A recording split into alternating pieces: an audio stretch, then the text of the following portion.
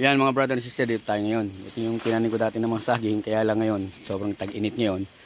Yung mga saging ngayon may mga sakit, kaya yung iba hindi tumutuloy. Katulad nun, yung saging na yun, isa na yun, may puso siya, pero tingnan nyo, hindi siya tumuloy dahil natutuyo na sa sobrang init. Yung panahon ngayon dito sa site, sobrang init talaga. Kaya yun, pakinabangan din naman yan, yung katawan yan. Pwede natin pagpapakain natin sa baka, yung pinakaubod niyan. Yung katawan niya tatanggalin, tapos yung pinakaubod tatadtarin, lalagyan natin ng konting asin para pagkain ng baka, kasi wala ngayong masyadong damo sa sobrang tuyo. Tingnan nyo, tuyo yung mga ano rito, ano, sobrang init, kaya hirap na hirap sa pagkain ng baka. Kaya ang gagawin natin, mag-aan tayo ng ibang paraan para may makuha ng pagkain yung baka. Kaya umpisahan na natin to, kukunin na natin yan.